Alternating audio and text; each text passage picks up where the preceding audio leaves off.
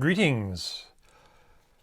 So my sporadic video making usually has been relegated to doing shorts. It's a cheap and easy, relatively lazy way of going about making content, and I should be more diligent than I am, but it is what it is. So this lovely little, don't mind the space heater down in the basement.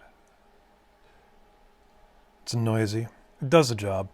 So I forgot to do this little spot in here. I got sidetracked with a dozen other different things. So what we're going to do here is we're going to do a little step by step here. Little bit of some step by step. Using a toothbrush and some liquid Frisket. In this area right here, we're going to put some stars in here.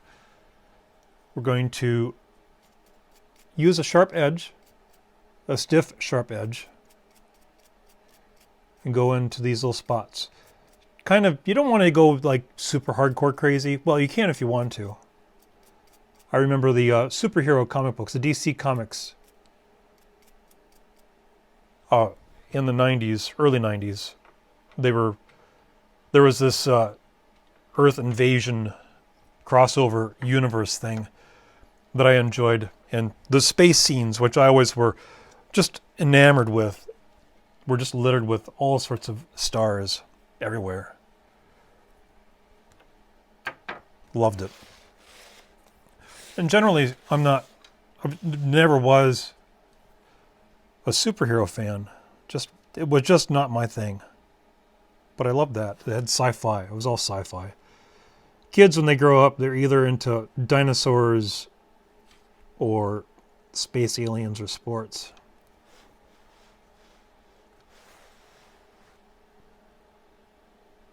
I was into space aliens and cars, Hot Wheels. So you can get an opportunity here with one of these Princeton Velvetouch 10-0 liner. Lovely little brush to do a little sun star there. One of the things to remember is the instant you're done with either the toothbrush, you can use a boar bristle. That works really well. Whatever inflexible, stiff edge you can use.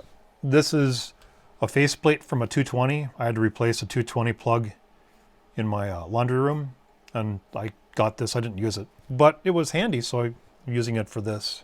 It works. So as you give it a little bit of time here to set, it's pretty quick. So there's this Winsor Newton. This is generally for the amount of volume you get, this is the least expensive.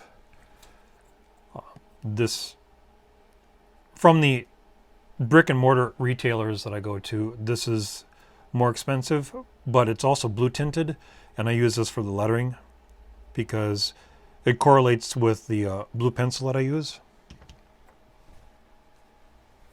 And there's some of this. I've used this. It's orange tinted.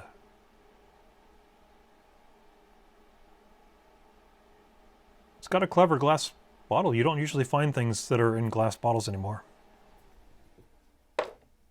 So, while we're doing this, there is one thing I wanted to bring up. So you notice, and I'll talk about this in another video specifically, the little hard crusties that you find on the edge of the ink bottle. So what this is, so India ink, let's see, do I have any on this board? No, I don't. India ink has an awful lot in common with watercolor in that it can be brushed onto a surface, but that also makes it similar to paint. The difference between watercolor and ink, specifically Bombay Black, whatever India ink you have, is while you go on Wikipedia and it'll say it's just carbon black ground up into distilled water. Well, that's a really kind of simplistic way of explaining it. So what is in India ink that makes it waterproof? So this is the other distinction between the India ink and watercolor, is that watercolor, it dries and you can work back into it, and then it dries and you can work back into it, and then it dries and you can work back into it. India ink is waterproof. Well, it's water resistant. I'm certain if you scrub hard enough, it'll scrub off the paper. That's mostly a weakness of the paper. Maybe. There are different brands of India ink that have different levels of resistance to water. This overall is the best. It's not as thick as some ink, and it's not as thin as some ink, but it has the best properties that I've noticed. A while ago, when Pearl Art Supply in Florida was still in business, there was a Pelikan. I think it's a German company. Pelikan made drawing ink, and it was not as waterproof as you would think. It was India ink, but it wasn't as waterproof as something like Grumbacher or Winsor Newton inks. Or this is a pretty good brand. And what is in this ink is a small binder. Now, I bought this ages ago. It's a Sumi ink stick. I will do some drawing with that at a later date. So, based on my research, not first-hand experience, but based on my research, Sumi ink sticks are used with animal hide glue. Animal hide glue is particular with art supplies because way back in the day, before acrylic gesso was used, they used a flake white or a lead white. And how they would prepare the canvas is that they would lay a refined rabbit skin glue or animal hide glue. Rabbit skin glue was the most widely available at the time. And what they would do is they would create this glue, and they would layer this over the canvas. And it would create a surface that the flake white or the lead white would adhere to. And this allowed a protective barrier between the canvas fibers and the oil, because the oil, once it gets into the fibers, it causes the fibers to degrade because of the acids in the oil. So the rabbit skin glue would create this nice barrier between the canvas and the oil. And this is how they prepared their canvases way back in the day before there was gesso. Nowadays, gesso just soaks right into the canvas fibers and you don't have to worry about it. This has either, and this is usually the treatment of Sumi, which is Japanese and Chinese ink. They use animal hide glues. This is more based on a European style of ink, and that uses a form of shellac. And shellac is not water soluble. I believe it's based on what I've read in my research. It's something alcohol. It's either temperature or alcohol. Regardless, regular bottled tap water, bottled water, distilled water, once this is dry, will not be reconstituted, unlike watercolor, which is gum arabic. And this is why you get this weird crusty. And sometimes when you go to the art store and you go and buy your India ink, and it comes in a little dropper bottles like this, you can squeeze the dropper bottles and it goes crunch, crunch, crunch. And what that is air has been getting into the bottle and causing the ink that collects on the walls of the rubber dropper to dry and create a hard surface. And it's the binder that's in the India ink. And this is predominantly what causes India ink to be water resistant. It's not with it has nothing to do with its carbon black, because really, the carbon black that's in this is no different than the carbon black that you'd find in a tube of black watercolor. But it's the binder, it's the shellac, or the rabbit skin glue. The problem with the rabbit skin glue is what I found when I've mixed up, because it comes in a powder, and you mix it up with hot water very slowly. I think it's a double boiler. You put a bowl with water and your rabbit skin glue in another pot so it can cook up a little.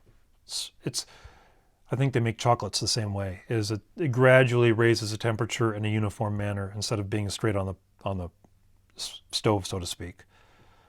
It's been a long time since I've made it, but one of the things I've noticed that, and this is why this is in dry form, is that rabbit skin glue has a tendency to get contaminated and to mold. And the rabbit skin glue that I didn't use, once it congeals, it's pretty much done. And any kind of contamination will cause the rabbit skin glue, the animal hide glue, to deteriorate and mold. So now that I've rambled on to this, we're going to go on to some inking. Let's see, which brush do I want to use? There we go. With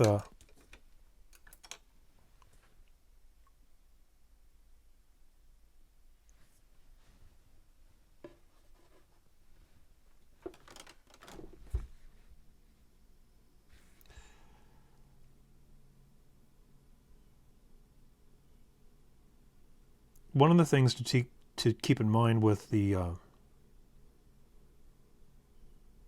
using this Frisket is to don't get distracted.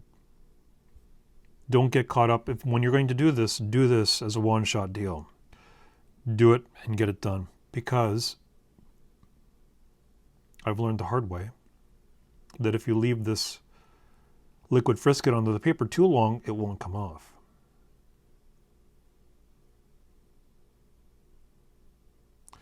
Or if it does come off, it will come off with much difficulty.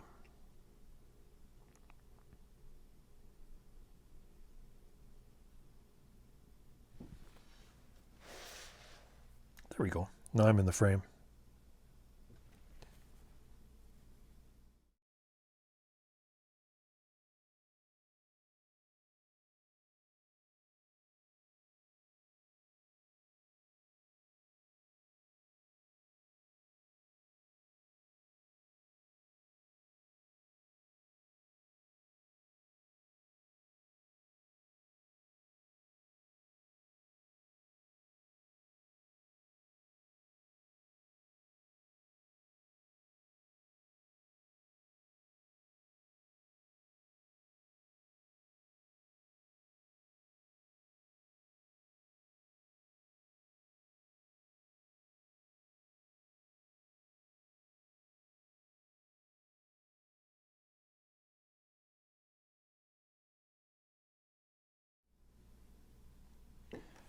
The weird organic shape of the word balloons, it's a callback to the golden age of comics.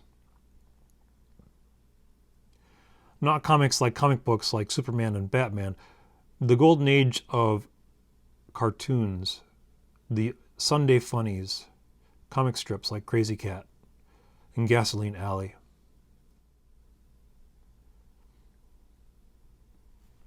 So there.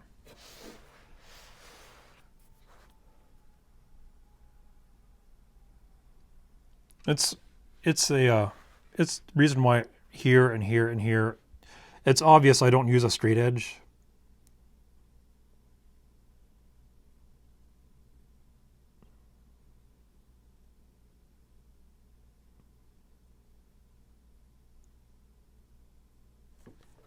I just like the organic nature of imperfect lines.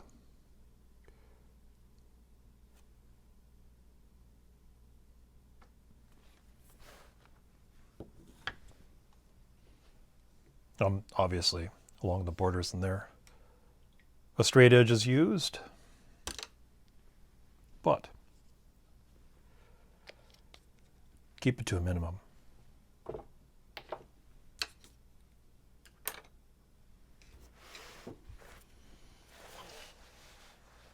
And now the great reveal. So another thing I found out is, so the ink that is not soaked into the paper, it sits on top of the frisket. So say you got a little spot of frisket, the ink sits on top of that, and it's not soaked into the paper. So what that creates is an opportunity for a piece of ink to smear. And I've had that where I'm going through and wiping all this away, and all of a sudden I have these little weird faint streaks across the paper. And that's just the residual ink that hasn't soaked into the paper that gets smeared across.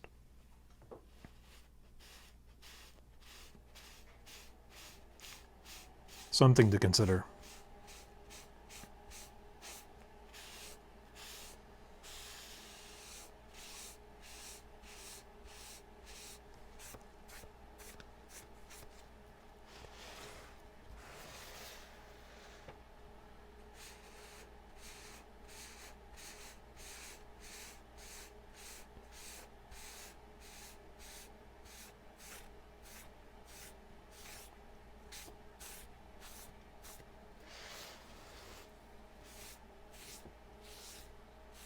So there.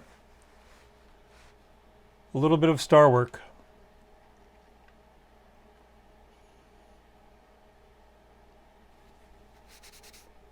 There. Thank you for watching.